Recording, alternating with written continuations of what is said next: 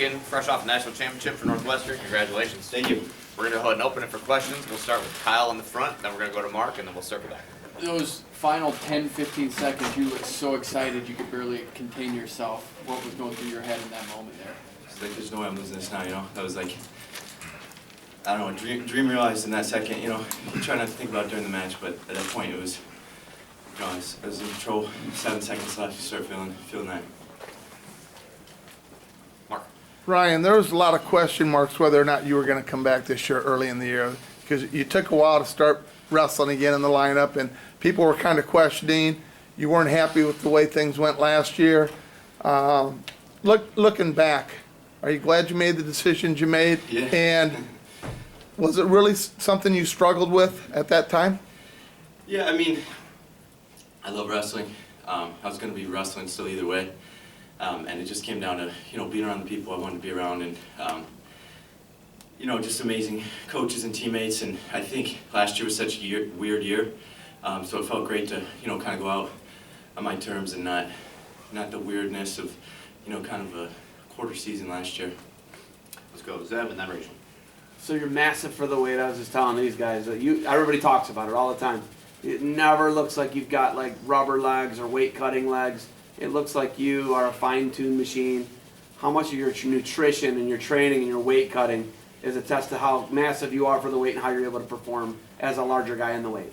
Yeah, I mean, we have coaches that have been there, great mentors there. We got nutritionists, strength coaches, and just, you know, I think every year trying to get a little bit better with all that stuff. Figuring out what makes you feel good, how you can recover quickly, and being real disciplined with all that. So I think I've learned a lot with that over the years, and it's, you know, at the end of the day, you're not going to feel great every single match, so just trying to not think about that stuff when you're out there. Go on, Rachel. All right, with respect to, you know, mindset training and how, you know, you went into this match tonight, what were some things you were really telling yourself, maybe talking over with your coaches before tonight?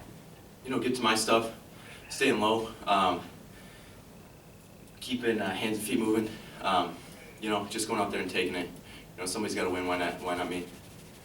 Mike and the right. Ryan, I basically have two questions. First, were you surprised that he chose a neutral to go to the third? And he was getting on your legs a lot. Were you concerned at all? And also, can you take us back to when you left this Denver area to go to Chicago?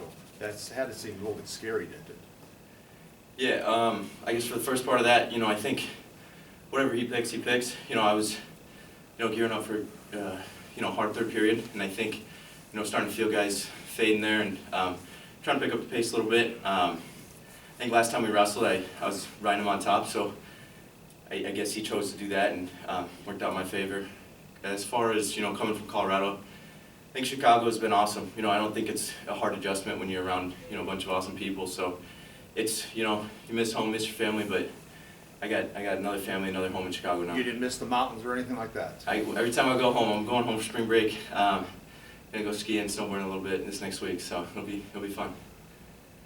So. The definitive moment in the match, it's 2-2. You put him in the danger situation, and it's multiple times that you're rocking in and out of it. You can hear him count it, right? I mean, stadium, arena's loud. Going into that situation, that's what won the match. Yeah. Right. The danger rule is what won the match for you. How did you feel in that situation when you heard it the first time and maybe he's moving a little bit? You hear it again, and then you're able to solidify that position. What's going through your mind in that danger situation? You know, I'm trying to make small adjustments there, and you know, if he's not going to move there and bail, you know, I'm grabbing a wrist, I'm holding him there, and so I think once I was able to kind of settle in and start making little adjustments, those, you know, guys start panicking a little bit, and I was able to, you know, get that count and get those points.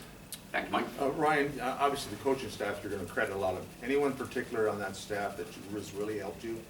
I mean, Andrew Howe is with me, you know, just about every day we're wrestling, you know. I mean, at least a couple times a week. He's coming in the morning, early mornings, taking time away from his family, coming up, no matter what time, no matter what we need. So he's been huge for my wrestling. I think just, you know, as phenomenal as a wrestler as he is, he's an even better person. And I think I've learned more from him about being a man than I have from even just wrestling. And then Storniolo, you know, he's been with me since the beginning as well. And Storny's, he's the guy that'll give you his shirt off his back if it means you need it, you know, for whatever reason. So he's done an awesome job. I think awesome leadership bringing in guys, you know, making sure we have everything we need, and you know, really pushing the Northwestern team forward. You know, just look what he's done since he's been the head coach. We'll wrap it up with Mark. Ryan, how proud are you of the team bringing 10 guys this year to the national tournament, which was kind of unexpected early on in the season because they were struggling a little bit. How proud are you of your teammates? We said it at practice this week, you know, after Big Ten's, getting back to work, you know, focusing on nationals, but taking a sec to reflect there, it's like, that's a huge accomplishment, and I don't think it really sunk in on the team. And so, you know, not trying to sit on that too much while we're preparing for nationals, but just a testament to, you know, how hard everybody's working, how well coaches are getting us prepared, how well guys are fighting in the room, how well our, you know, guys aren't even starting. We have great teammates pushing everybody every day. So, yeah, I think it's been really cool to see. You know, I've been at Northwestern a long time, and you don't really realize, but one day it's like, wow, we were really here. You know, we had 4 All-Americans today. We had 10 guys here fighting the whole weekend. So, yeah, it's really cool to see that, and it's, you know, I don't know, I don't think it fully hit me until, you know, getting to nationals and we got a full bus and you're kind of kicking for leg space and stuff. Thanks for coming by. Thank you, congratulations. Recording stopped.